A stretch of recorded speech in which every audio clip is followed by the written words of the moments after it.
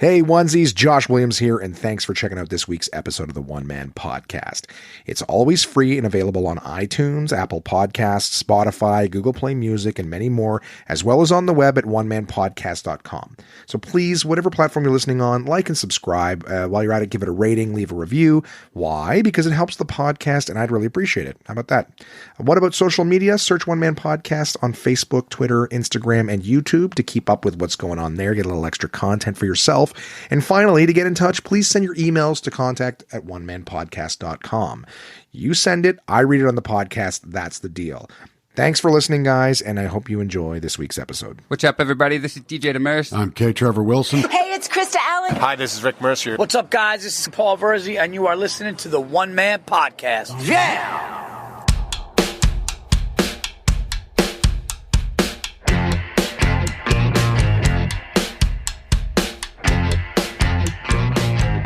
My name is Josh Williams, and welcome to the One Man Podcast, episode number 182 for Wednesday, November 4th, 2020.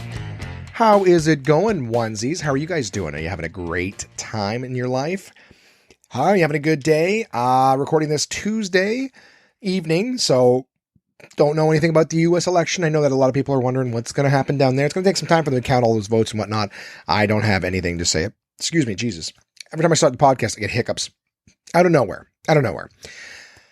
Don't have anything to say about it. We'll find out the results. I will talk about it on the next episode. But in the meantime, 182, guys, episode 182, only a handful, if you will.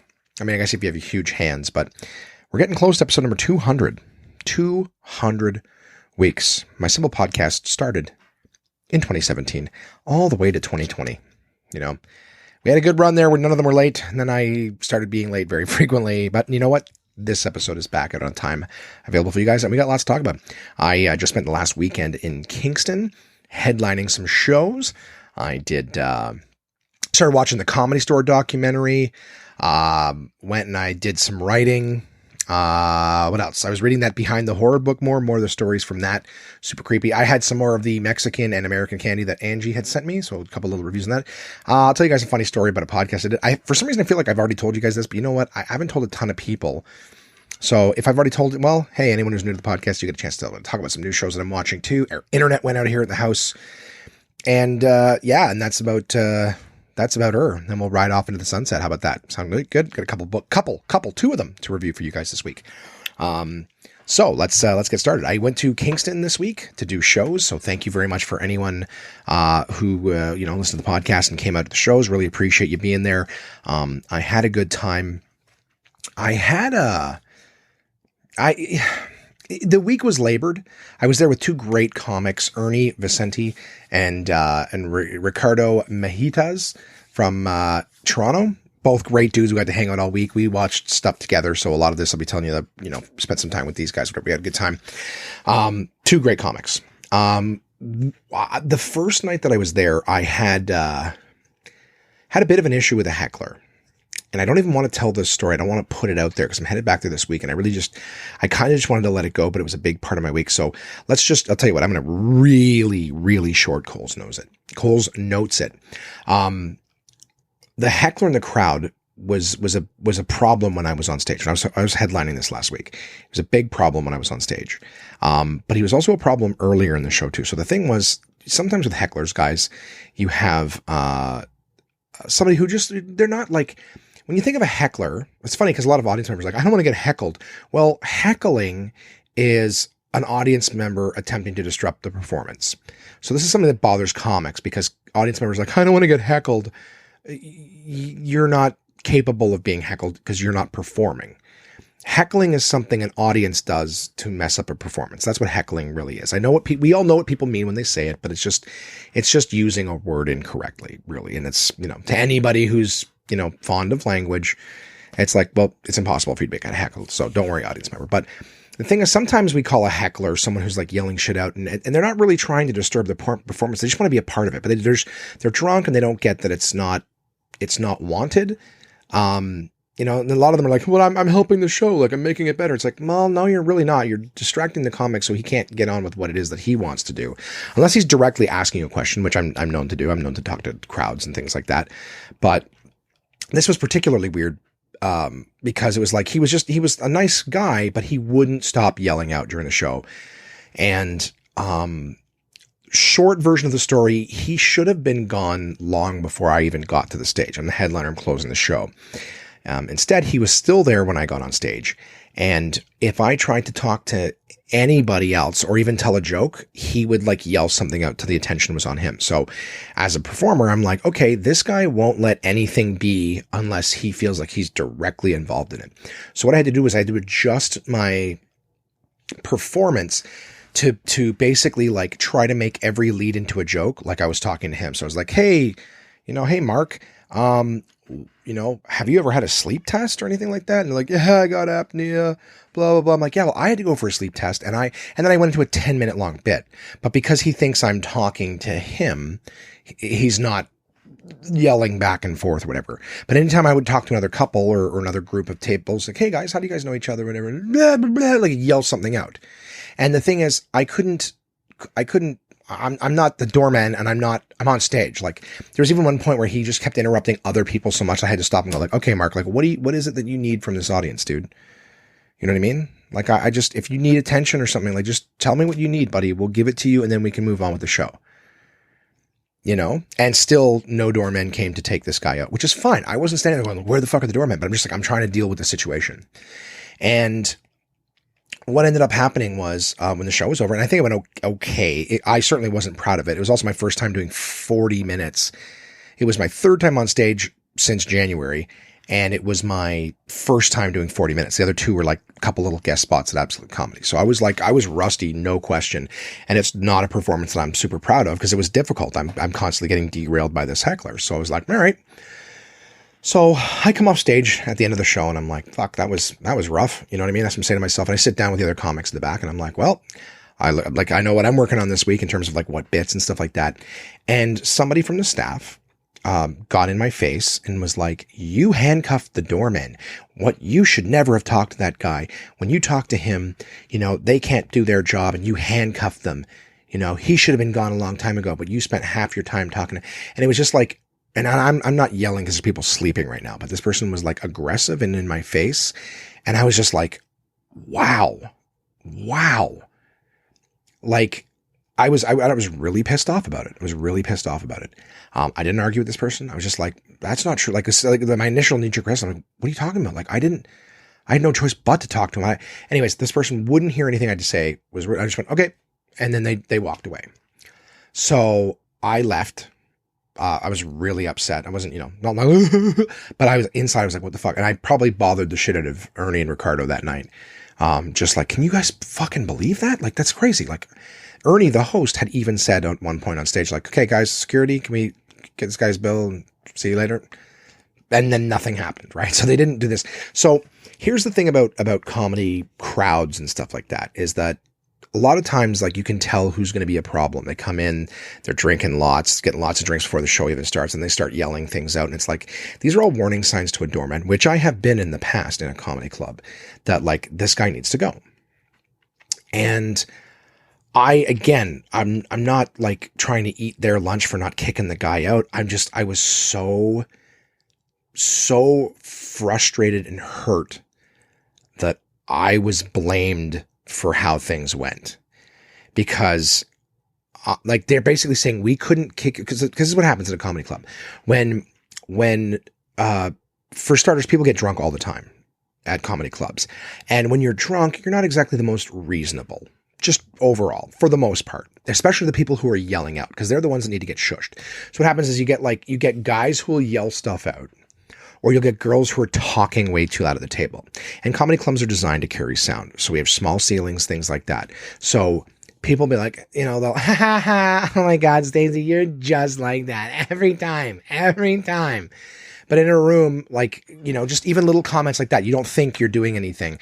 But when you talk after everything, like we say, and they're just commenting everything, like, as a doorman, I've had to go over 100 times and go, hey guys, I just need you to whisper, okay? You're allowed to talk. You're allowed to talk, but you have to whisper. You can't talk like this in the room because the sound carries. We're not even talking. We're just laughing. I'm like, you're not even whispering right now. I'm whispering. You're talking. So the room's just built for sound. It really carries. Whatever.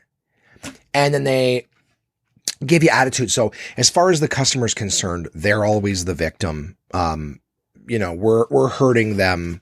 We're being rude to them because they're not doing anything. They're just laughing. And I've even said in the past, someone who's like I've literally walked up to their table afterwards and repeated the last 2 sentences they said. They're just laughing. And I go, really? You laugh in complete sentences? I go, you're not laughing. I heard you from across the room. I go, I don't want to kick you out. I want you to have a good time, but I need you to stop talking. Or if you're going to talk, whisper so we can't hear you. It's the tone in your voice that carries, not whispering. Okay, guys, please. So a lot of the times I could get people to settle down because I didn't come at them and yell. But we also have shit doormen at Absolute. We do. A lot of the doormen, like, they'll walk over to people, guys, no talking. And then they walk away. Basically, 2 of our doormen will do nothing but stir up the audience. Basically, like, they get antagonistic with them and then run away and tell someone else, oh, so they're going to need to get kicked out. They're not listening to me. It's like, I've watched them do a piss poor job and then make someone else deal with it. And when I worked there, that was me. Someone else would stir the pot, and then I would have to go and be, sorry guys. And I understand my colleagues didn't do so like, basically you're getting someone who's already pissed off instead of being able to diffuse the situation properly. In fact, I've seen the doormen have done such a shitty job that actually, like, if I'm on shows like hosting and something like that, I've seen the doorman like walk around like, guys, phone's off the table, and then walk away. And it's like, you're not explaining it to them. So I'll walk over, and I've already been like, hosting or whatever. So they've seen me on stage. They know I'm a comic. And I go, sorry guys, they're not trying to be a dick. It's just that, believe it or not, when I'm on stage, I can actually see the lights from your phones and it's kind of distracting. So it's not personal. It's just for the performance. And they'd be like, oh, okay. And if you take that 2 seconds to explain to them properly why, but our guys don't do that. Just, guys, phones off the table. Get them off, put them away. You know what I mean? Like, so you feel like a child. They don't talk to people with dignity and respect. They talk to them like a child. And every doorman, 80 to 90% of the doormen at Absolute Comedies, whether it's Kingston, Ottawa, Toronto, are all like these little dorks that have no social skills. It's almost like it's a part of the job. Like, if you do well in the interview, they're like, yeah, sir, it's not going to work. We're going to need someone who's really bad at communicating, especially under strenuous and tense situations. So anyways, the doormen almost never do their jobs in any of the Absolute Comedies in terms of shushing members because they're always small guys, right? Anywhere else, you go to a nightclub or something, doormen, you don't fuck around. If it's time to go, it's fucking time to go. You don't get 6 chances. So anyways, so the idea is that these guys should have removed this person. I'm not losing my mind. And I didn't come off stage looking to point my finger at anybody.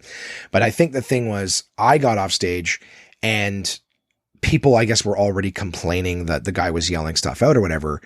And I really don't know. And I'm not even going to sit here and hypothesize. All I know is I was pissed off that they tried to say that because I spoke to that guy, they couldn't kick him out. Because the truth is, sometimes tables get chatty and a comic may talk to someone who's yelling out. And the idea is that he's trying to handle the situation. He's not trying to keep the guy talking.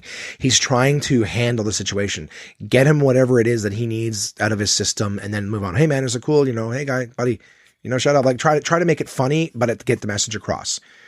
And the idea is that I went out there, I started doing my thing. He was immediately yelling out. There's nothing I could do. The reason they were pissed off is they were saying, well, the whole room was chatting and the doorman couldn't shush anyone because you're already talking to one guy. And it's not fair that, this guy's allowed to talk and they're not. And I go, yeah, I can understand the perception. I've been a doorman, but you weren't shushing that guy. You weren't getting him out of the room and he kept yelling out. There's nothing I can do. If he's going to keep yelling out, I can't just pretend it's not happening. It's not my fault. He should have been gone before I even got to stage. The problem is the doormen didn't do their job, and that's just unfortunately the truth. And because they didn't do their job, this guy was still there when I got on. He started yelling at me, and unfortunately, they still didn't get him out when I was on stage. And I had no choice but to try to deal with this situation myself. And the funny thing is that to come off stage, and instead of them, like, I didn't come off stage and go, hey, thanks guys for like making me struggle the whole fucking act because of the fact that this guy's still in the room. I didn't do that. I didn't come off stage pointing fingers at anybody, but I came off stage and I was told that because I talked to him, he was stuck there.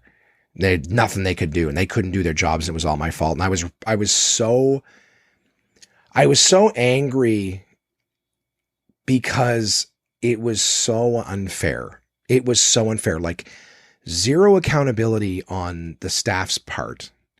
And the thing too is, like, I have the recording. I recorded the whole thing. So I was told that I spent 20 minutes talking to the guy, which isn't true. I was told that I only talked to him, which isn't true. And I was told that they couldn't do their jobs because I had spoken to him. That's not true. Ernie, the host, had to keep talking to him and telling him, what do you want, buddy? Like, you know, he would try to do something and the guy would yell out. And it was just like, at no point did the doorman kick this guy out. But it pissed me off that I got blamed for it. And then, of course, I get a text message the next day. Don't talk to the audience.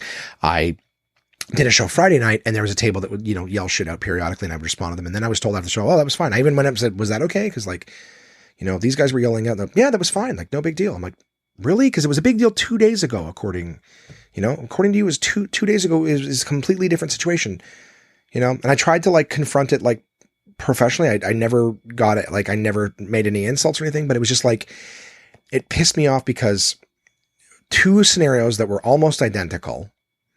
But one of them was totally fine. One of them was not. And I think the only reason is because the one that was fine was, you know, nobody complained and these guys didn't heckle that much. But I was just like, I was so frustrated. I was so frustrated. And honestly, I'm going back there this week to host and the things didn't end off good with that person. Like, we never found a resolution. It was kind of like two people throwing their hands up in the air. It's like, I still have respect the shit out of this person. I just don't think they understand the situation.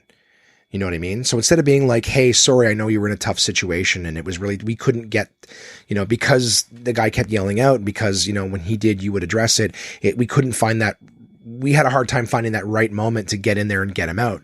And because he was there the whole time, we had other tables talking and it was difficult for them to understand. And I would have said, yeah, no, I get it. And it was just a tough situation for all of us. No one's really to blame. Just sometimes that shit happens. But I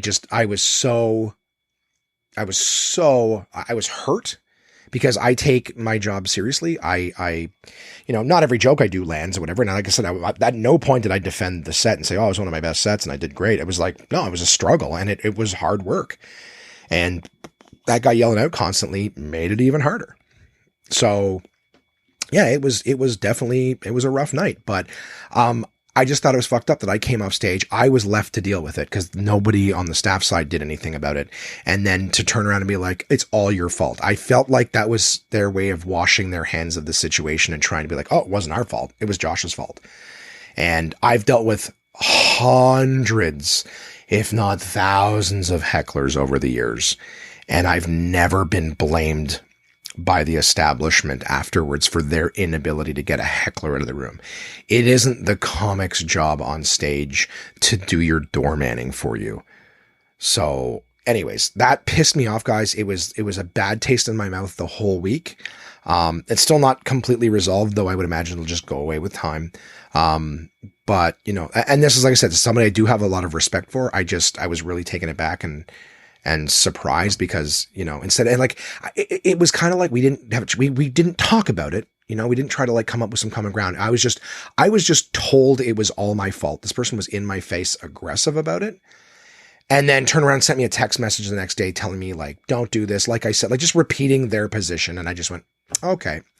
And so the next time I saw them, I, you know, did my show and it went great. And it was like, okay, well, the exact same thing happened. I had table yelling out and I talked to them. They're like, yeah, it was fine. Everything was great about that. It's like, okay, because it's the exact same thing the night before, yet one night it's fine, the other night it's the most detrimental thing in the world, and it's the same situation.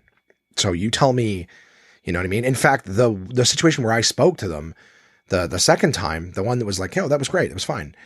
That situation, they started heckling. Well, they were talking a little bit beforehand, but they started talking the most when I was on stage. So like, if anything, to blame the comic would be like, well, they were good for everyone else and they were disruptive for you. You know, then you might go like, oh, well, maybe they were starting to drink later or whatever it is. But the truth is to be like, no, that's fine. Like that would be where you could blame me. They weren't heckling until you got on stage and you were the only one to talk to them and we can't talk, you know what I mean? So it's just like, it's crazy. And like I said, about crowd control is like, if you're a doorman, you're telling a crowd like, hey, you guys got to stop talking. Well, it's like, well, that guy's yelling out. How come he's allowed to yell out? It's like, well, he's not allowed to yell out. You know what I mean? But if the comic asks you a question, you're allowed to answer it, of course, but you can't just start yelling shit out and you can't just start talking at your table. You know what I mean? Like there's certain rules to it and we're not picking on you, but that's the thing, right? So like I said, I just don't think that the whole show went well. And And I think that a lot of us were frustrated. I'm giving this person the benefit of the doubt too, because I know they care about the place just like I do. So I don't know if it was just like, oh, it just went bad and they're having a hard time like wearing it.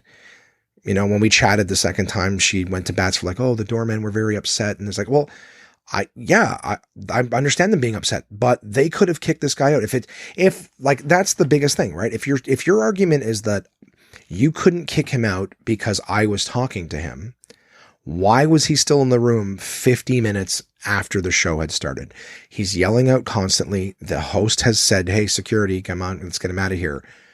You know what I mean? So if all of that happens and, you know, you guys don't do anything, and then I'm on stage and he's still yelling out, you haven't done your job. You haven't given me the, she's like, oh, you know, we'll help you, you know, we'll let the doormen do their job and, you know, you don't have to get involved. Well, the doormen didn't do their job. That's the sad thing about it. And shit happens, and I'm not trying to give them any flack, but don't turn around and take their shortcomings and tell me that it's my fault.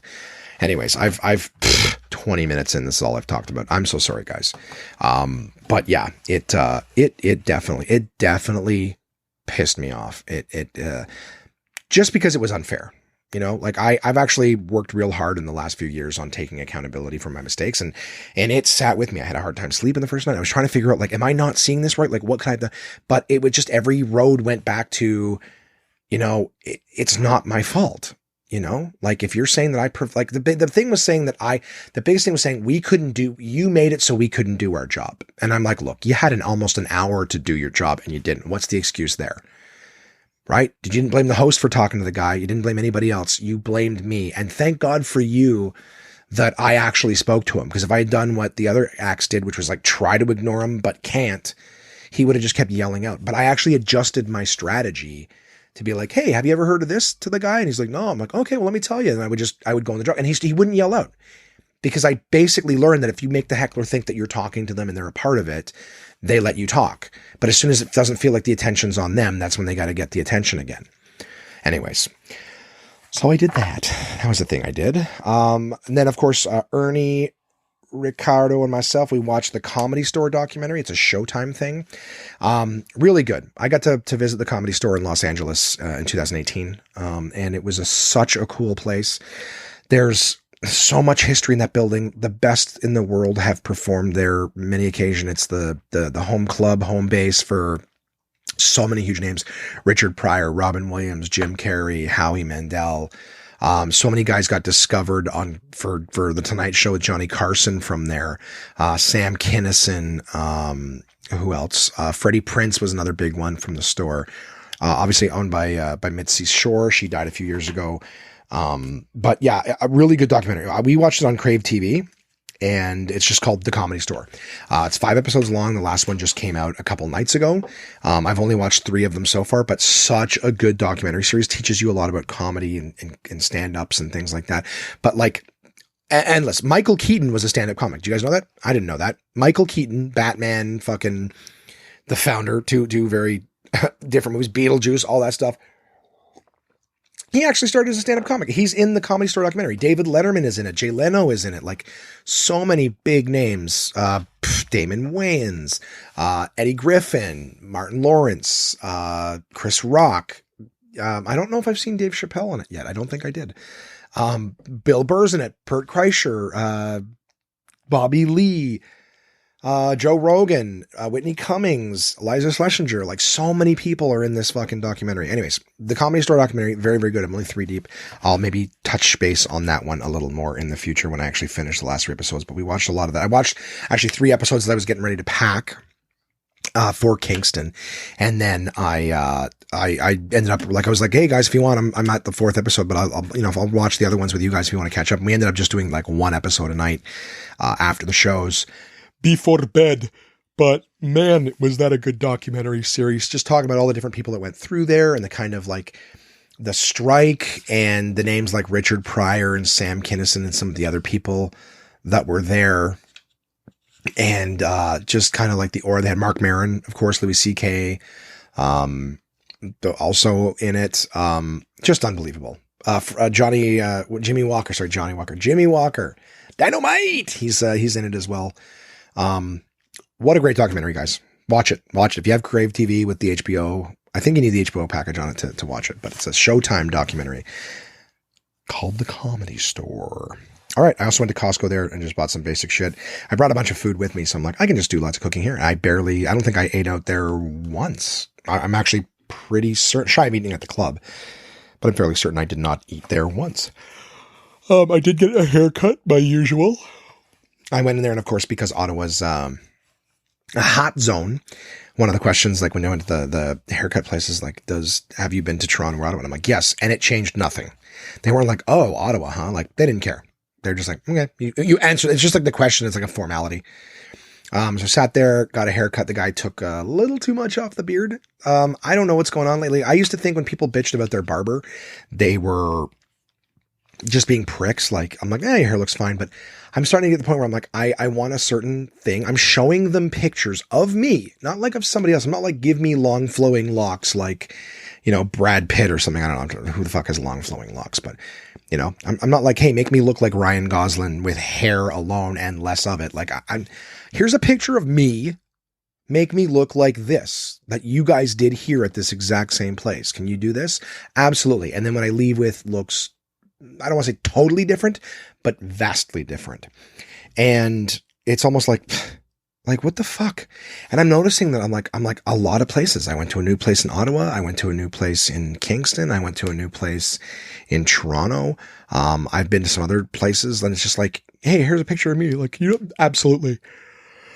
I told you guys, sorry, it's late at night and I want to make sure I got this out so it's available for you Wednesday morning. But, I just remember, there was a woman at the same place where I showed her like my beard, kind of like, hey, can you kind of like angle it downwards so it kind of looks long in the front, gives more of a the long narrow look to the face. I'm fat. I got to fucking deal with some shit here. Some little bit of fucking hocus pocus here. Make my face look longer.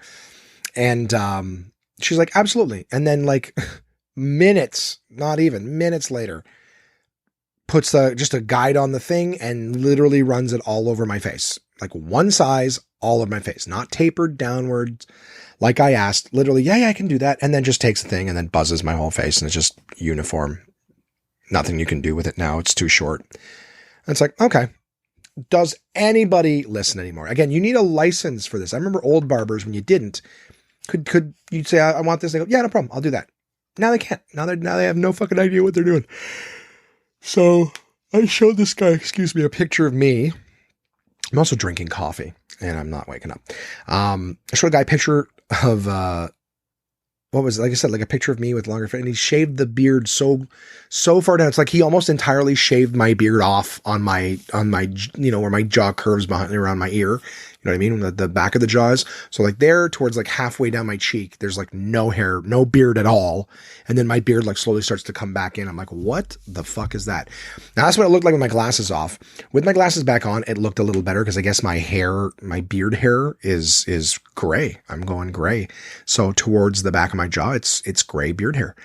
And it's, sorry, try to stifle the yawn. Can't do it.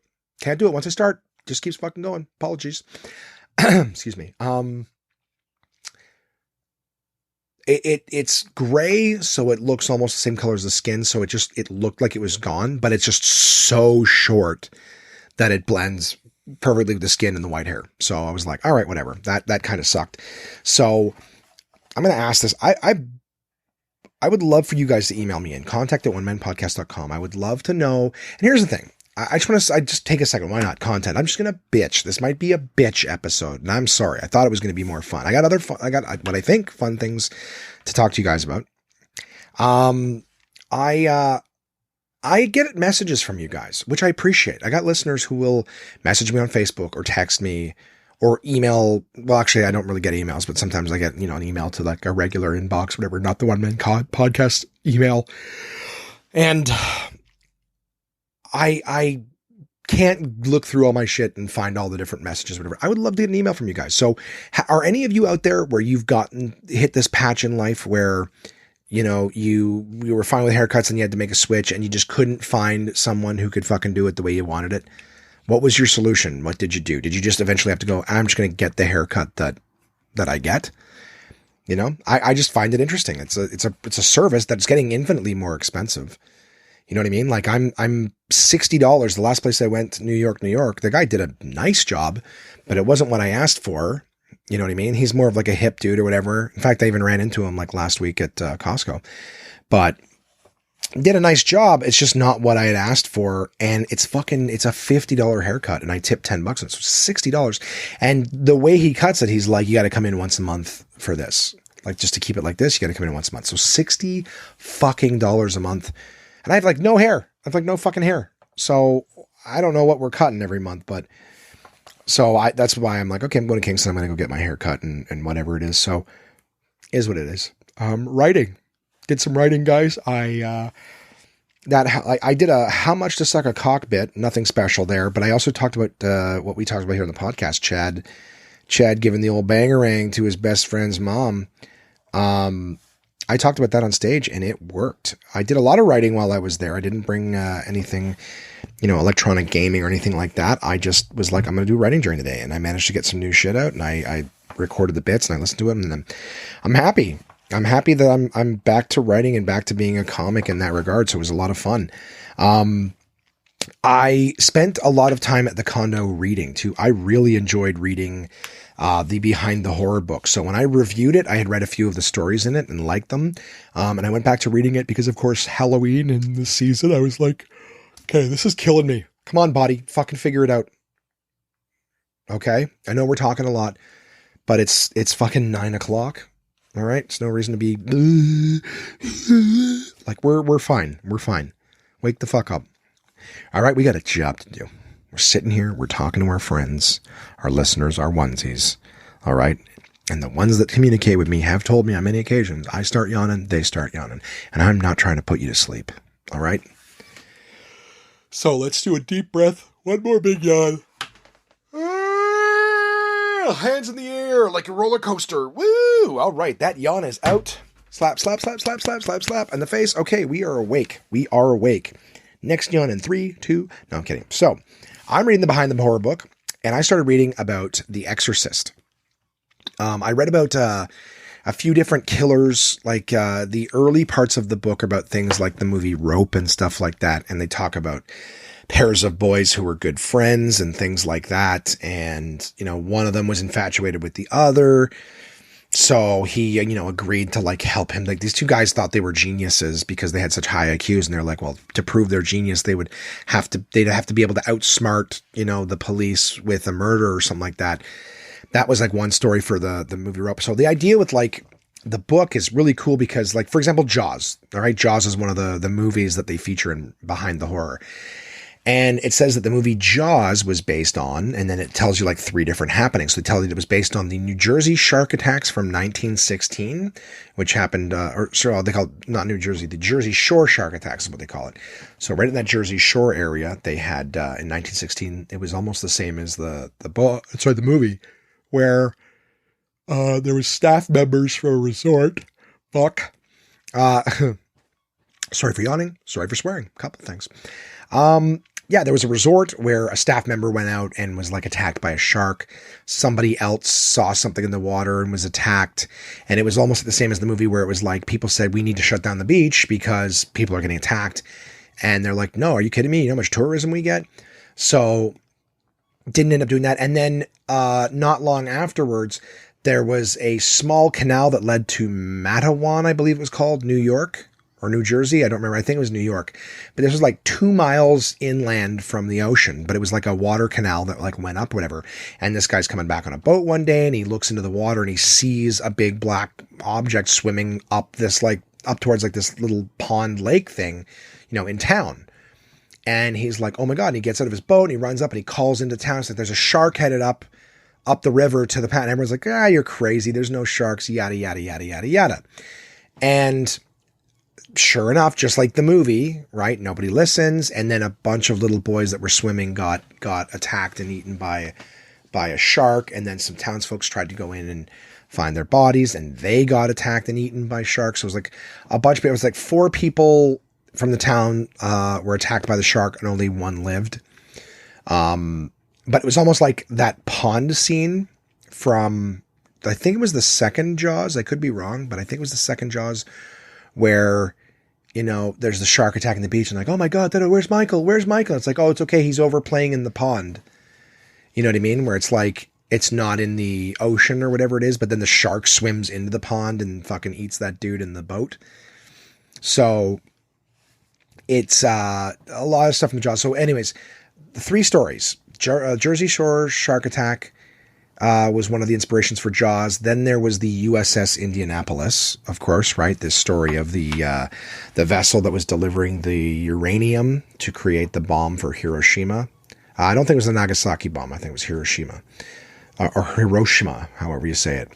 And on their way back, they were headed to, I think it was the Philippines to get supplies and maybe change crew. And the Japanese sub shot it, sunk it, and I think 1,200 people were on the ship. And only 900 actually made it off the ship. So apparently there was like 300 that just straight up drowned on the ship. But 900 and some men went into the water. And, during the daytime, they would have their faces baked by the sun and get sunburns and sustain things like that. And then at night it was so cold, you know what I mean? They were just trying to stay warm. And at the same time, too, like you're dying of hunger and thirst, right? And there's water around everywhere. We can't drink it because it's salt water. So they're saying some guys were drinking it and going crazy, attacking each other or themselves. And then they said, it was almost the catchphrase if it was a book or movie or a story is just, and then the sharks came. And they were just saying it was just like a fucking feeding frenzy. And it's my understanding that sharks don't like the taste of human beings. That's my understanding, is that they often just take a bite out and decide they don't like you. That's why a lot of people will lose a limb, right? It's like, have your leg bit off by a shark. It's like, well, if it wanted you, it would have circled back and got you pretty fucking quick. It's that it takes a bite, tries you, realizes it doesn't like you, and then lets you go. But a lot of people, that bite, midsection, you're toast. Especially if it's a fucking great white, right? So, and just a side note, I meant to say it at the end, but didn't. It was a great white shark in the Jersey Shore shark attack. So when they did kill it, it turned out it was like a young great white. So did a lot of damage just being a young one. So, interesting enough. So the USS Indianapolis, they apparently they sent out a SOS beacon, everything like that. They went into the water and, they said that, nobody got the SOS. So they were just stuck in the water, basically frying, drowning. Yes. But like frying, freezing, being eaten, by sharks. They said that 900 plus men went into the water and only 326 came out. And then the sharks, they say the sharks got the rest of them, but, that's what Quint's story is, 900 went into the water, June 24th, 1945, 326 came out of the water, sharks got the rest of them. Farewell and adieu to your fair Spanish lady. Anyways, that's the story he tells in Jaws about the USS Indianapolis. But that was obviously a story, that was helping to inspire the story of Jaws. And then the final one was about a shark hunter, which is what Quint's character was based off of. I think his name is Robert Shaw was the actor, but yeah, that was the one that the character was based off of, something Sundar or something like that. Just a guy who would lead people out, and find sharks. And he was the one who apparently would, like, when he was chasing sharks, would fire, a harpoon or whatever at them to track them and try to wear them down with barrels. So that thing that Quint was doing was apparently inspired by this famous, shark hunter or whatever. So that's what was really cool about this Behind the Horror book, is that you're getting like all these stories, the true stories of the people and the inspirations behind these horror movies. But Exorcist was one that fucking freaked me out. So even though I've got 2 other guys in the house, it's just fucking freaky talking about the exorcism of Roland Doe, which is not a real name, but Roland Doe is the pseudonym or whatever, or alias, whatever, of the guy. Not alias. I guess that's something aliases you're known by. He wasn't known by this, but it was just to protect him. But yeah, and then you're reading all these different things that allegedly happened, this, that, and the other. And then it turns out that's like, looks like it was more like a hoax by a teen who was, trying to get out of his school that he was in and didn't like the town he was in. So, they moved his family to this town or whatever. I read about the Lutzes from the Amityville Horror, which of course at this point in time have like all been debunked and things like that, unfortunately. Because I love the story of the Amityville Horror, and but they've all but said, they've been, all but been caught in lies and stuff, and have pretty much admitted that all of the stories that they told were not true. Even such things as like the guy, George Lutz said he saw like this pig, this demonic pig looking at him through the window with red eyes. When he ran out the front door, the thing was gone, but there was fresh hoof prints in the snow that like led around the back of the house to that famous boathouse that, the door was always coming open on, things like that. But, and then it's like historians are like, there was no snow on that day. Like in, this and that. In fact, to the owner of, I believe it was 112 Ocean Avenue in Long Island, they were saying that the person who bought it from the Lutzes after the fact had tried to sue them for shit because the person that they sat down and told all the stories to and wrote the book and did the movie or whatever, they're saying that because of the fame of the house, that family that bought the house got no privacy whatsoever. People were at the house all the time. It became a giant tourist thing. People on their property, people banging on their doors, all these different things. And so they got nothing. And they were saying that they never had any instances of anything that was described, no issues whatsoever. And like I said, and then the Lutzes eventually were, caught and debunked for saying that this is what happened and all these things. So creepy as fuck reading the stories. And then they give you all the debunked shit at the end. I'm like, well, why the fuck? Tell me this first, so I'm not freaking the fuck out reading this stuff. I read a bunch, but the last one I'm going to share with you is, because I remember reading the one for Poltergeist, and I don't remember as much about that, even though that one was in Long Island as well. The true story of that. And the Nightmare on Elm Street was another one that was written in. And it was like these, was it Laotians? I don't think Laotians. All right. Maybe it was Laotians. Yeah, I think it was Laotians. They were in this like war zone, and they had to flee their country and everything like that. And a bunch of them, ended up moving to the States as refugees. And when they moved to the States, there was all these documented cases of them waking up, like, or like having their spouses wake up in the middle of the night, and they were like finding their husbands dead, just dead in bed. Like they were having these like panic. It would almost seem like they were having these like night terrors and then just dead. And everyone was kind of like, why is this happening to these guys? Like just, they came from this war zone, and it's like, is it PTSD? But it's like, but no, it's not happening to them when they're awake. It's only happening to them. And it's happening to random guys. Not like, the first night there, they died the first week. It's just like all these guys who are well underage, shouldn't be dying in their sleep. We're just having this, like all these particular people. And they had a name for it. And I apologize. The book's still packed in the car because I'm going back to Kingston. But it was this weird sort of just like, it's basically just like they were more genetically predisposed to this, like, kind of like night heart attack stroke thing or whatever when they slept. And of course, because these guys were like, some of them were like, oh shit, I don't want to go to sleep because this thing kills me in my sleep or whatever.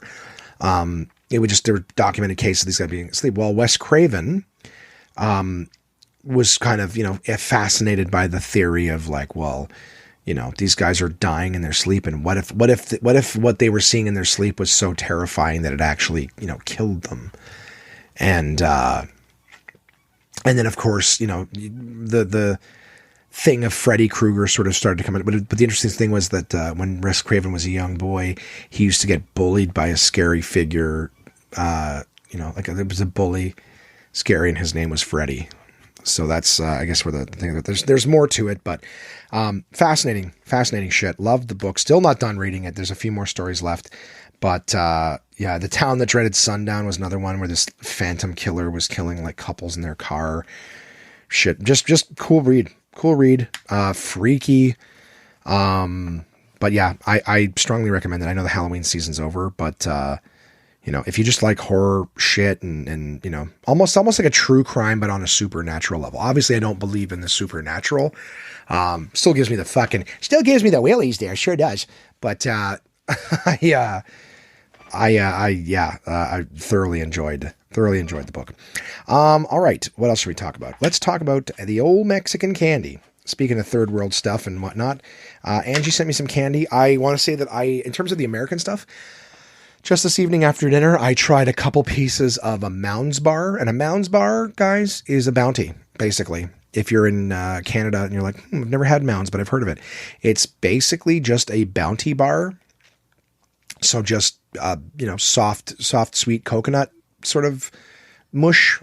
And then dark chocolate around the outside. And that's it. And that's a Mounds bar. Delicious.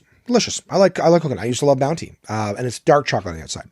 Then I tried an Almond Joy. Same font, same look. Almond Joy, guys, you take that little bit of coconut. Let's say it's a coconut stick or whatever. Not stick. Coconut mush paste, rectangle. And then before you put the chocolate on it, you lay 2 little almonds on top. And then you cover it with chocolate. And this time it's milk chocolate, not dark chocolate. Still delicious. Nothing fancy. It really just tastes like a bounty. One of them was like a dark chocolate bounty. The other one's like a not dark chocolate bounty with nuts on. Like two, not like crushed almonds or anything like that. I was like, oh, I wonder what almond joy is going to be like. It is identical, but just has 2 almonds. Even the almonds are pointing in the same direction in terms of what is the tapered off end place. So delicious. They're not fancy, not complicated, not fucking bad. You feel me? I did those. I had this thing that was like a mango pop. It says Vero Mango. And then it's, for all my Spanish speaking listeners, Y sabor mango picosito. I don't know what that means. But it had like a tamarind. It was like that sort of tamarind spices on the outside.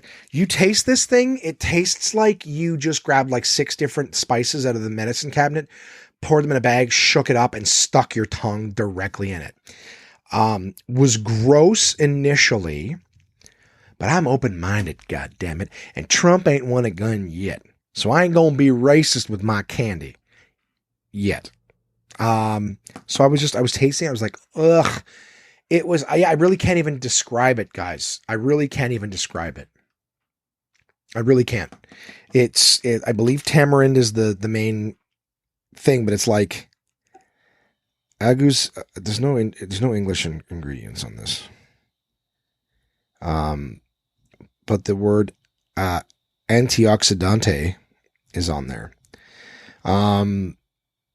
Asosorbo cubierta con chile, azúcar, glucose, ácido cítrico, chile, sal iodada. What'd you say about my father? Anyways, weird Mexican spices on the inside, but then it goes down to like just this nice mango candy underneath, where like, and it's delicious, like a mango lollipop.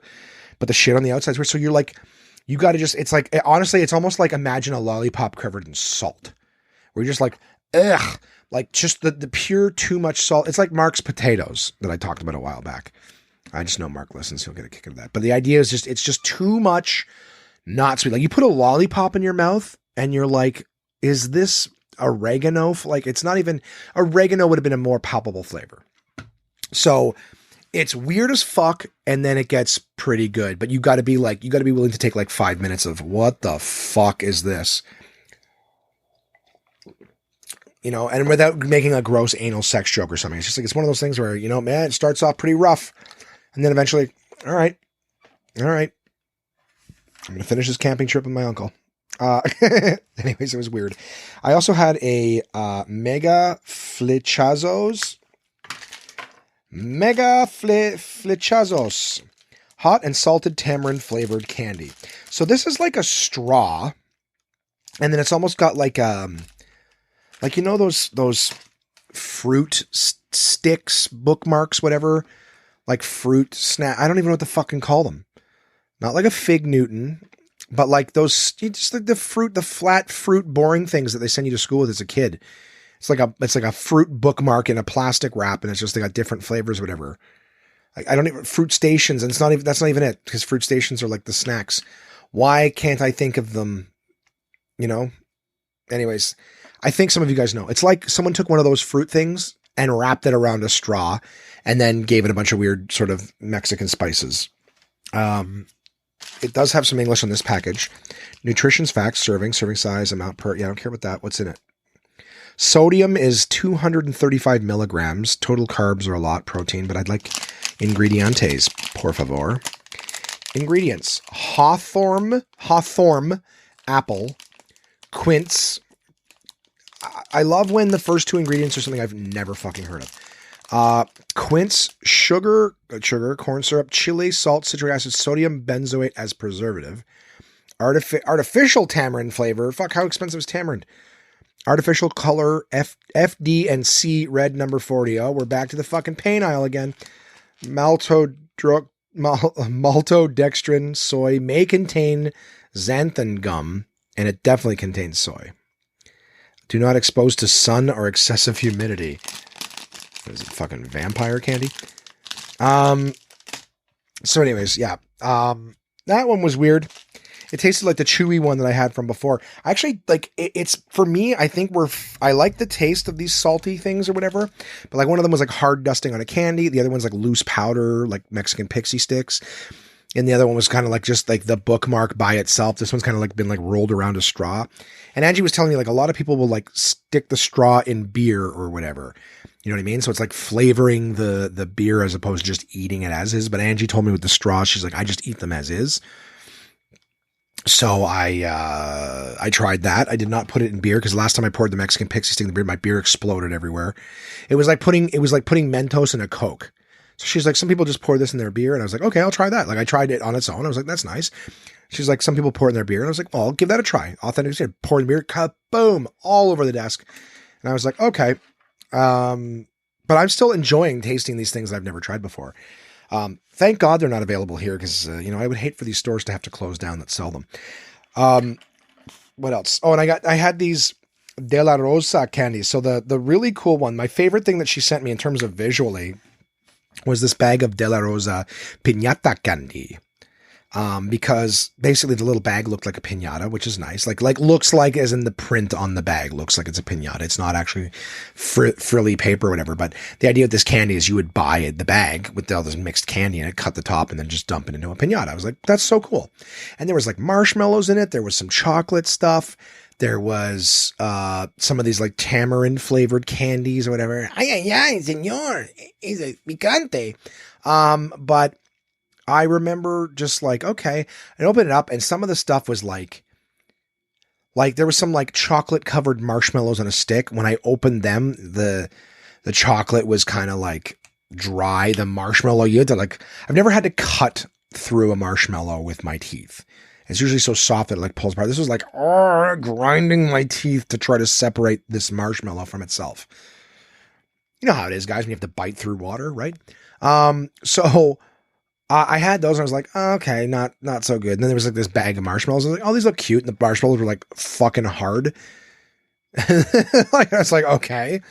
And not like crunchy marshmallows like Lucky Charms. You're like, well, the marshmallows are hard, but like they're soft. You know what I mean? It's like, nope, these things are like weird. So I don't know if maybe I just got like an older bag of them or something like that, or if it just comes like that way, but it was neat. And I gotta say that like, I wish we had bags of shit like that here in Canada. Bags of shit. I wish you had fucking sacks of crap. No, I mean like bags of stuff like that.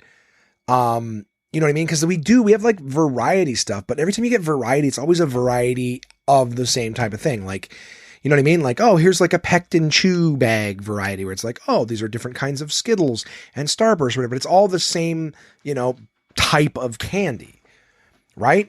Here, have a bag of like gummy stuff. And it's like all gummies. Like this thing had like a gummy key in it that was fossilized.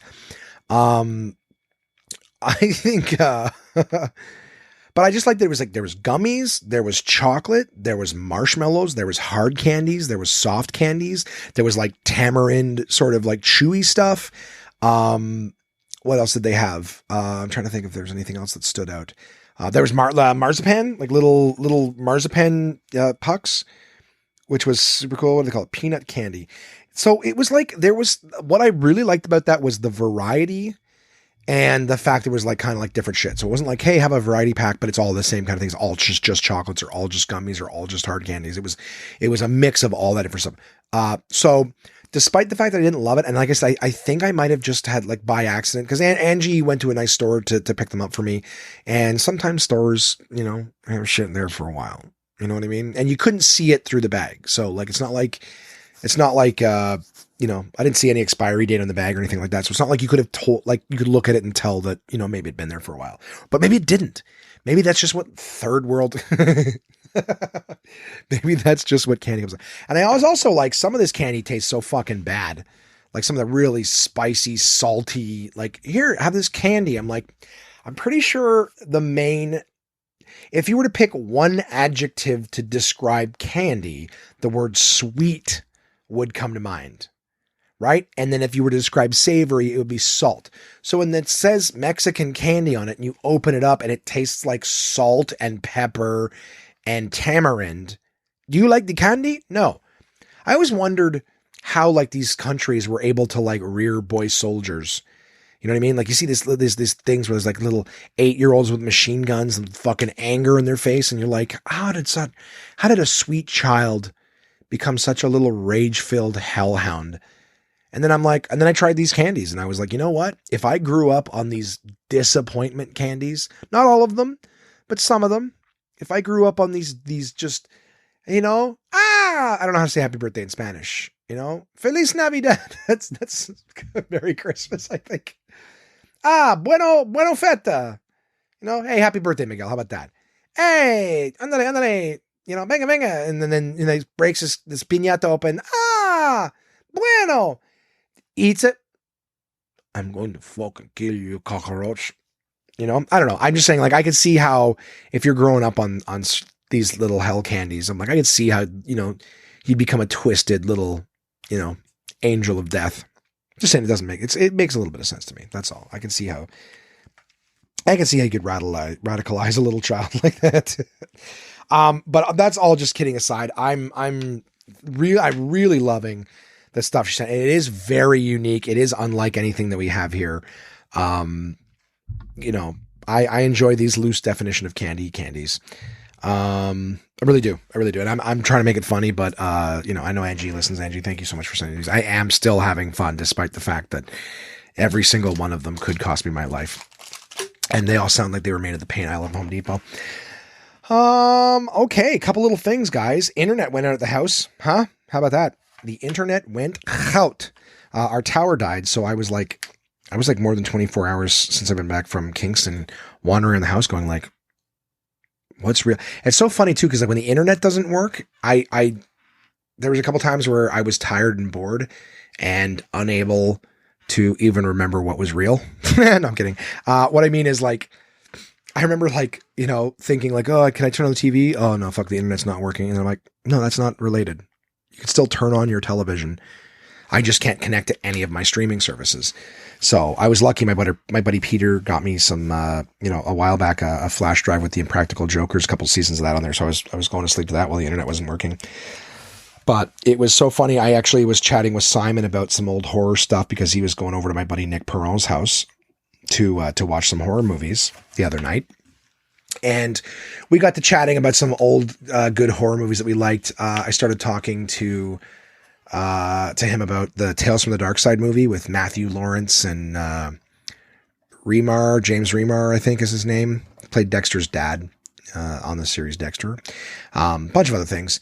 But he was in it, and then Christian Slater and Julianne Moore were in one of the segments. But it was one of those horror movies where it's like, it's feature length, but what it is it's like a few different stories within the movie, kind of like the way Creepshow was, or, I don't want to say Tales from the Crypt movies, because those Tales from the Crypt movies were single stories the whole time.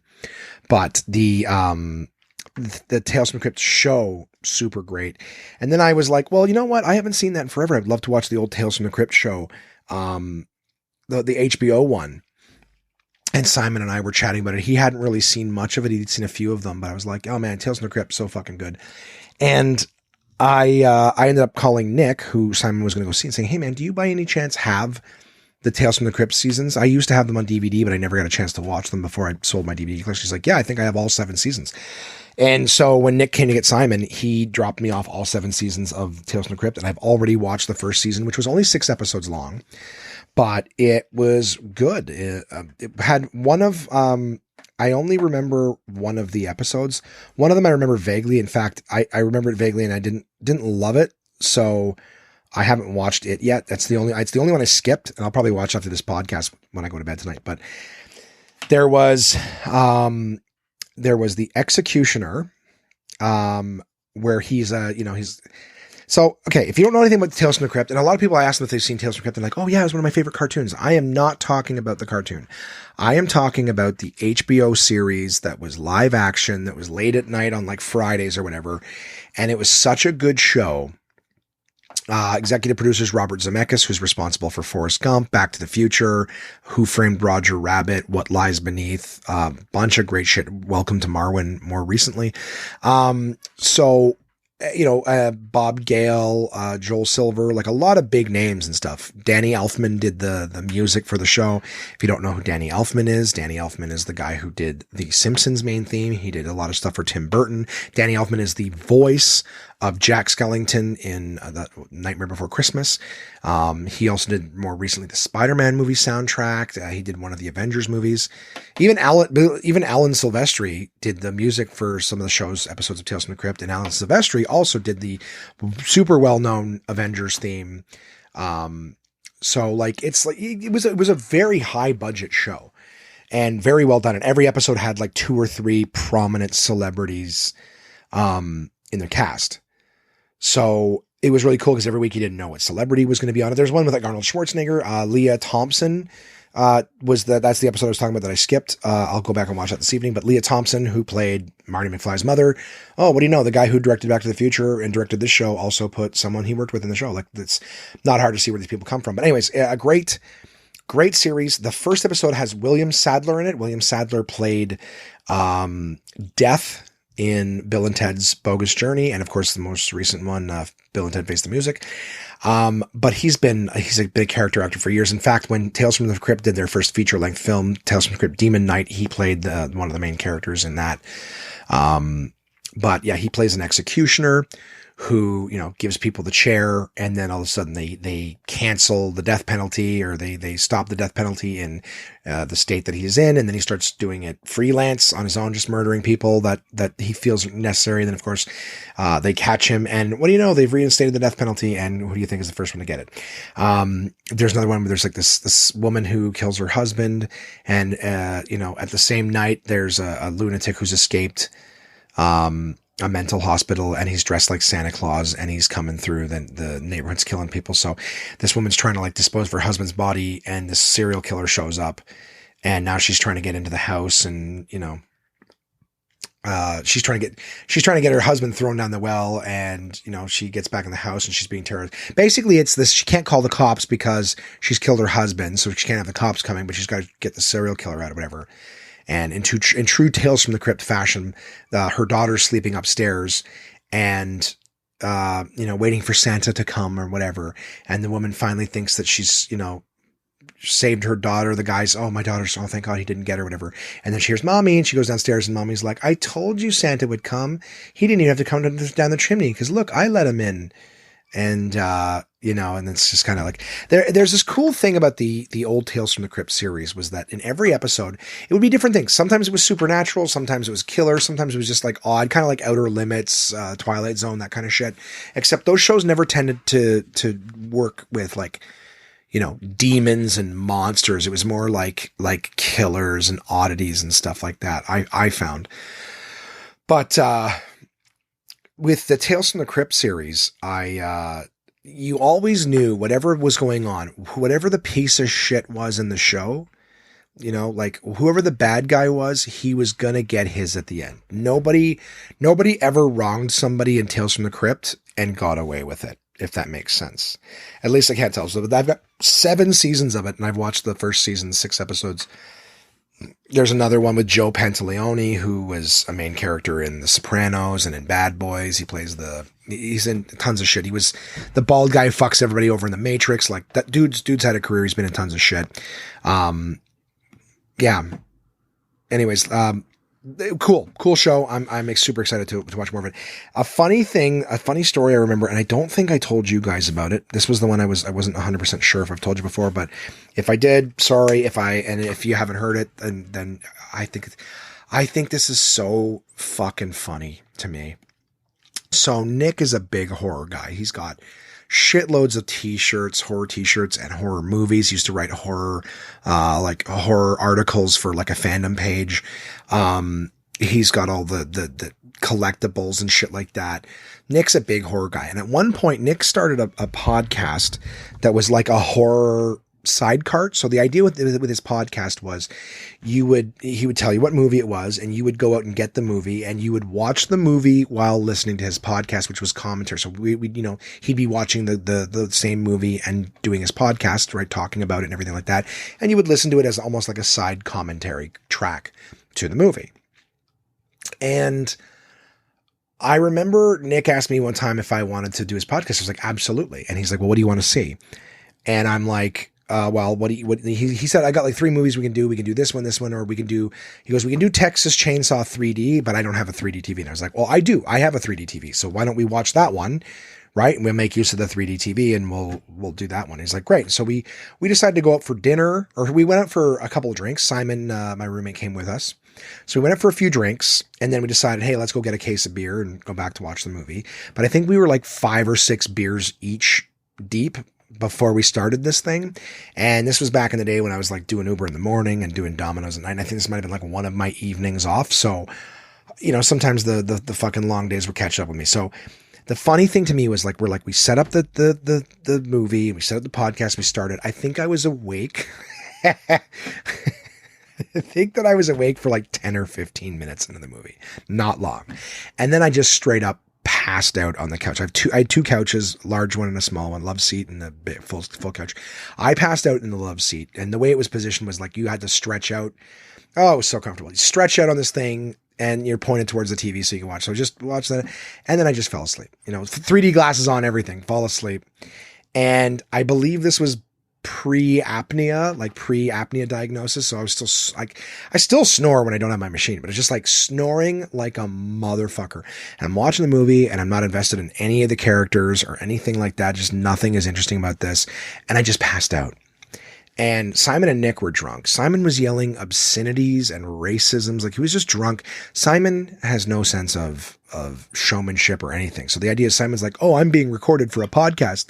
And he's just trying to be funny, and he's just going outlandish and everything like that. It was just obnoxious. So I didn't have anything to stay awake for. And so I wasn't like, okay, time to turn. The funny thing to me is I just remember starting to watch the movie and then I fell asleep. Okay. Not deliberately. And apparently snoring like crazy. Then I wake up in the middle of the movie and I see, I think it was 3 of the 4 main characters within the span of 60 seconds all get murdered, right? So like I fell asleep for like 40 minutes, missed nothing. All of the people get murdered within the span of 60 seconds, right? So if you're trying to build tension or whatever, like usually it's like, kill one of the main characters and then give a few minutes and then have the next one kind of, you don't just kill everybody at once because there's all of your, stakes raised all in one quick little thing. Like you kind of want to bring it up, unless it's the end of the movie, which it wasn't. It was far from the end of the movie. So I just wake up and I go, did I miss anything? And they're like, not really. And then it's like, oh, this guy's dead. And then, oh my God, and this guy's dead. And then, oh my God, and this girl's dead. And I was like, this is the dumbest movie I've ever seen. And then I rolled over and went back to sleep, back to snoring. So the funniest thing to me, I was like, and after the movie was over, I was like, hey guys, thanks for coming this night. They woke me up. I was like, oh, sorry about that. And I'm just so tired. You're groggy at that moment. You're not really putting everything together. But then, like the next day I was just dying laughing because I'm like, imagine saying, hey man, you want to be on my podcast? Would you like to be a guest? It's like, sure. So like, and then to listen to that podcast where it's like, hey gang, this week we're going to be watching Texas Chainsaw 3D. My guest this week is comedian and friend Josh Williams, who's done this, and that. This is before my podcast. And he's just like, he's done this, he's done that. It's this, it's that. There's the, and we're going to watch this episode. And then basically you're listening to this podcast, which is me awake for 10 minutes, not really saying much, and then snoring, loud, audible snoring, while Simon and Nick say God knows what. That's so fucking funny to me. Because apparently he's pulled all the episodes down, like when he stopped doing the podcast, he didn't keep paying to keep them up there or whatever. But I just think it's so funny that there's a podcast out there where it's like, I'm the guest, and then just snoring. My guest this week, you know what I mean? Like, you're a guest on someone's show. What late night talk show or interview or whatever? And it wasn't like a 5-minute podcast. It's feature length. So the idea that I'm the guest, of the week or whatever, and I'm just snoring through this fucking thing. The concept of having any guest on anything and then they just sleep through their guest spot is fucking hysterical. But the idea that I'm waiting for 10 minutes, fall asleep, snoring, wake up for like 60 seconds. So basically the listener just hears the snoring stop, taking it. Did I miss anything? Watch. And of course they're watching at the same time. So they see all the thing. This is the stupidest movie I've ever seen. Then back to sleep for sleep. Oh, fuck me. I find that unbelievably hysterical. Just it's so funny. And I want to hear it so bad. I got to get a hold of it because I really hope you have them on a hard drive somewhere.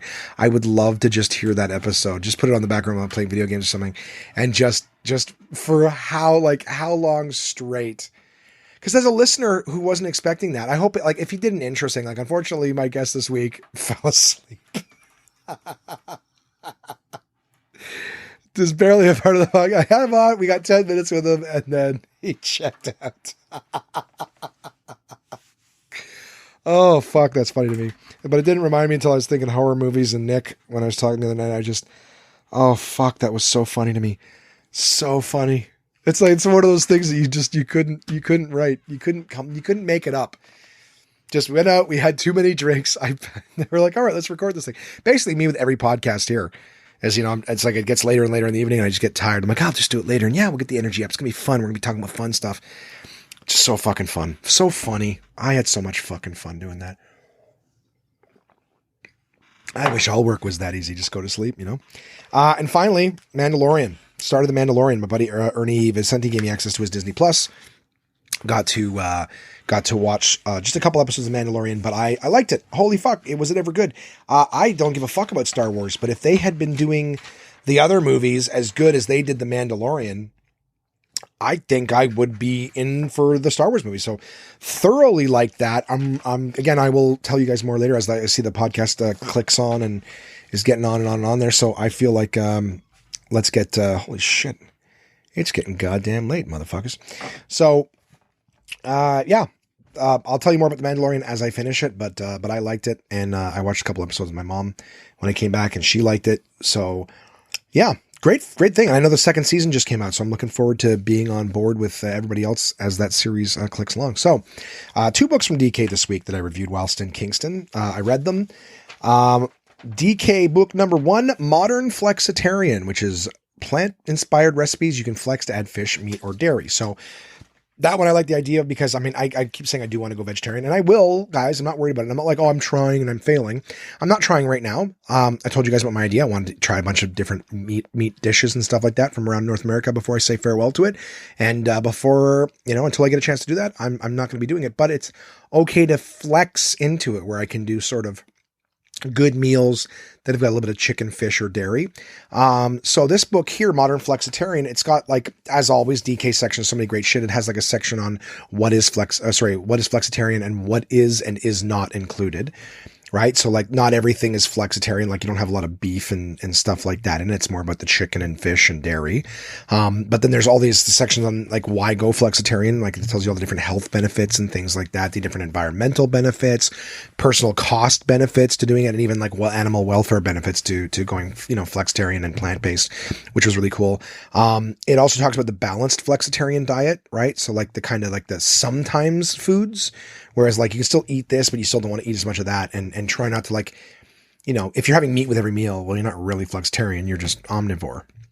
So the idea of kind of like going back and forth and which are the ones that should be the sometimes and which ones not so much. It has a big section about the macronutrients and teaching you about the different things in foods and vitamins and minerals and stuff like that, which was kind of cool. They also talk about simple swaps for like dairy, butter, cheese, honey, eggs, and meat substitutes. So basically like, making like nut milks and nut butters and nut cheeses and things like that, alternatives to honey and alternative to eggs. It's pretty cool. It's actually really cool. They talk about the flexitarian pantry. So the things that you would want to have in your pantry when going flexitarian, sections on meal planning. They talk about different kinds of stocks that you can make, like not inventory, or stock trading, but just the, chicken stocks and things like that, bone stocks and stuff like that. They have a section on like nut products. So how to make like nut milk, nut butter, nut cheese, as I was saying before. Sections on like making like vegan mayonnaise and whatnot. It was cool because this was cool because they basically tell you all the different kinds of meals. Like, so they do like breakfast.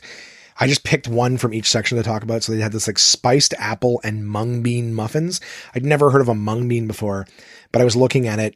And I was like, oh, these actually look kind of good. And again, what was cool because every single recipe, it would either be like a vegan recipe, and then every single recipe in the book, it would be like, here's the thing. And then there would be like, if it already had eggs or something in it, there'd be a section at the bottom that would say, make it vegan. And then it would tell you the substitutes for that in order to make it vegan. Or if it was already vegan, it would be like, make it with fish or make it with chicken. And it would have that flex option in it. Right. So if the base recipe was flexitarian, then it'd be like, here's how you make it vegan. And it's like, instead of egg, substitute a banana for the muffins or whatever it was. You know what I mean? Like, so it was really cool to have both options in one book, as opposed to it being like a vegan cookbook or an omnivore. And omnivore cookbooks are used by vegans, but then they're just kind of like, well, everything that's an egg, I have to kind of do this or whatever it is. So it was really cool to have that flex right in it, basically. So it's good for everybody kind of right out of the gate. With the snacks, dips, and light bites, I looked at the spicy carrot hummus, which was kind of cool. For the burgers, tacos, and wraps, I found these mung bean burgers with red curry aioli, which looked really cool. Eventually I started to see like the mung bean coming up all the time. So I was just like, I'm just going to do mung bean ones every time. For salads, it was like a mung bean gato, which looked kind of funny. The soups and stews, there was this really nice looking tomato miso ramen, that I thought was kind of cool. I've said that about everything, but it was like they look tasty. Basically, I was hungry when I was writing these reviews. I'm like, this looks really cool. Curries and stir fries. They actually had a chickpea tikka masala in lettuce cups, which was nice. It was just basically lettuce cups and then just blobs of, chickpea tikka masala. So it was really cool. And then desserts. This one was nice. They had poached pears and red wine, and that one looked really, really nice. So, a cool book, guys. If you're like me and you're like, I want to get there, but I'm not like jumping in with both feet at the moment. Something like this, flexitarian is kind of the idea, is like, we're going to go that way, but just overall. And I like Pete Holmes' comic. He talked about how like he's vegan, but every now and again he will have a Shake Shack burger or something like that. Like, it's very rare. It's not like, once a week or whatever, but the idea is he's like, yeah, like every now and again, yeah, like I'll have a few beers, I'll get a little drunk, and then yeah, like I'll fucking fall off and have a burger. But it's because I had one burger doesn't mean I'm not vegan. Like, some people, it means yes, absolutely you're not. But like, if you spend 99% of the time vegan, and then you fuck up and have a burger every now and again, it's like, that's life. You fall down, pick yourself up, So I like the idea of the flexitarian thing, because the whole idea is if you're just like, I gotta have chicken or whatever it is, then flex and do it, be reasonable, be flexible is basically what it is. Not a flex, not a vegan flex. Like, I never eat meat, flex. I like that whole concept of flex. I don't like a lot of the young people are saying these days, but like, people are like, weird flex, bro. I kind of like that shit where it's like flexing meaning, bragging or whatever. So flexitarian, gang, flexitarian, modern flexitarian, sorry, is the name of the book. Plant inspired recipes that you can flex to add fish, meat, or dairy. And then the other one is the Artisan Kitchen. This one was interesting too, because it had all sorts of goofy shit in it. Basically it's like, if you were being like an artisan cook and doing a lot of mason jar stuff and preserves and, DIY and just real old school cooking shit, it was nice. It was nice, and breads and stuff like that. Like this thing has it. So the first thing this book had in it was kitchen basics. So they're talking about like hygiene and cleaning and sterilizing and labeling and things like that for all of your stuff. They talked about the tools and equipment. So like the different kinds of like machinery in terms of like, you know, they have like pasta rollers and shit like that, but like those kind of like little machines for the kitchen and knives. They even talked about knife sharpening, right? And the different ways you can sharpen knives, like with steel or whetstones or electric sharpeners. They talk about different prep tools, and then they have a big section on ingredients, talking about the difference between like seasonal ingredients and how to actually forage for some of your own ingredients. And that's when I was like, all right, I'm not trying to become the fucking town baker, whatever. There's all these pictures of him in like scuba gear, you know, and it's like foraging. I'm like, is this motherfucker going to the bottom of like the lake, ripping out like these odd weeds? It's like, this is a mingle gingle weed. You know, if you squeeze this between two of these types of rocks, you'll get a single teardrop of oil. That oil is super flavorful. You dip your bread in that. It's like, what? This is not what it said, but it's just like, I was like, what the fuck is he scuba? Why does it say foraging, and why is he in a scuba suit in a lake? You know what I mean? Like, it wasn't even like a lake. It was like a pond. So I'm like, what the fuck is this picture supposed to be about? Anyways, talked about preserves. Right. So like doing preserves and things like that. There was a section on drinks. So like they did like, you know, he had fermented soft drinks, right? And the different kinds of like fermentation. So like bacterial fermentation or living cultures. Talk about kombucha. Obviously every fucking hippie in the world, like, kombucha, man. I like vomit vinegar tea. Then you talk about like ethanol fermentation, for the dairy section. They had like yogurt and kefir and then like different kinds of cultures for that. In the bread section, they talk about, you know, doing sourdough, like the starter. Some people call it monster dough or whatever, right? Like, so how to make that in the starter and add, you know, add and remove and all this other shit to keep it living. Talked about potting, which I didn't know what that was. And from what I understood, potting was like preserving under a layer of fat. So you put something in a jar and then you pour a layer of fat on the top. And I guess the fat, like, I guess solidifies and protects it and preserves it that way. Then there's curing, right? So they had to do like salt curing. They talk about a cure for everything and all the different kinds of curing for each thing. They talk about wet curing. So doing like saline solutions, right? Like salt water and stuff like that, how to do brining. Then there was a section on smoking, and they talked about like cold smoking and how to make a cold smoker. So not just like, hey, do some cold smoking. They're like legitimately teaching you how to make your own cold smoker. I was like, I thought that was kind of cool. And they talk about no smoke without fire, and then the different aromas that you'll get from fire. Then they talked about hot smoking, right? So the indirect cooking, and then how to set up a hot smoker. I was like, again, so like when they did that, then the whole section on outdoor cooking. So like campfire cooking, right? So they had like campfires and different things like that, how to cook on that. Then it said make a fire for cooking. So they're teaching you actually how to make the fire itself properly, instead of just being like, you start your fire. And then it's like, well, how do I start a fire? Well, guess what? They tell you how to make a fire in this one. Then they talked about dirty cooking, which I thought was interesting because it was basically where you put your food directly on the embers, right? So if you have like a log that's just charcoal, well, not charcoal, but like embering, like lay your food on that. And they said something about how like, once you do that, you'll never go back because just the level of flavor is so crazy. They talked about grilling. They talked about pots and cans cooking on fires, like the grilling on fires, right? Pots and cans, spit roasting, that kind of thing, and how it, you got to keep it turning. I remember we did something for spits. Like, I remember we went to Mika's cottage one year, and his dad and Ryan, a friend of the family, had. Well, he's Mika's brother-in-law now. At the time, he's just dating his sister. Anyways, Ryan and Leo, Mika's dad, were like, they got this pig. Pig's was hollowed out, and they were just putting all these different like apples and things inside the pig's belly, and then they were like stitching the pig up, basically like sticking these like all these wooden pegs through the pig's belly, and then wrapping twine around it, and then we stuck it on the spit, and then we were just turning. We were all taking turns, like just turning this pig to keep it moving, and just keep turning this fucking thing. But it was delicious. Like the pork that we had was absolutely delicious. But it was just, like that whole, like, just keep it turning. I just remember that we were at a party and some guys were being idiots and pretending to like jerk off with their beers and then like throw it on the pig. It was stupid. It doesn't matter how old some men get. Like, I think I'm an idiot, but I'm still not like throwing, whatever. It was nice. It was a nice story. And then I remembered somebody doing something stupid, whatever. Then they talk about wood-fired ovens, right? So the thermodynamics and things like that about how like wood-fired ovens work.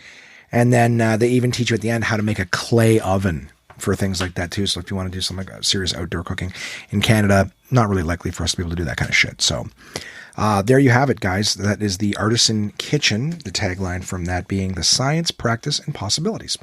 So 2 books on food and different types of food, right? Artisanal and flexitarian. Great books by my partners at dk.com in the States. Add a /CA to the end of that for Canada, or just Google DK Books. Dorling Kindersley, my partners. I love their stuff. Guys, thanks for tuning in. This episode was a lot longer than I thought it would be. But I hope you enjoyed it. I hope you enjoyed me running my mouth and some of the stories I told. Looking forward to seeing what the fuck is going on right now down south of the border to see what they're up to. We'll find out sometime. I guess you guys will find out today, or depending when you're listening to this, I'll find out tomorrow. But thanks for listening to the podcast, gang. Remember, contact at onemanpodcast.com. Would love to get some emails. I don't care what they're about. Tell me what you thought of the election. Tell me what you thought of the search. Did you watch Tales from the Crypt? If you did, what was your favorite episode? What was your favorite thing about it? What was your favorite scary movie? Did you watch any horror movies over the Halloween weekend? Happy Halloween to you. I hope you had a good time. I'd love to know what you did for Halloween. But just want to get some back and forth flowing here, guys. Contact at onemanpodcast.com. If you don't want me to read your name on the podcast, just put it in the email. Just say, hey, please don't send my name, but I want to share the story or whatever it is. I'm cool with that. I got so many US listeners downloading now. I would love to meet some of you guys. If I have a listener, just be like, hey, my name's so-and-so, love listening, appreciate that, whatever it is. And I would appreciate is what I'm trying to say, that email, the introduction. I got listeners in Australia and Russia and India. Guys, say hello. Contact at onemanpodcast.com. Would love to meet you. Would love to know what's going on your side of the world. Anyways, until then, I hope you guys have a great week, and I will talk to you soon.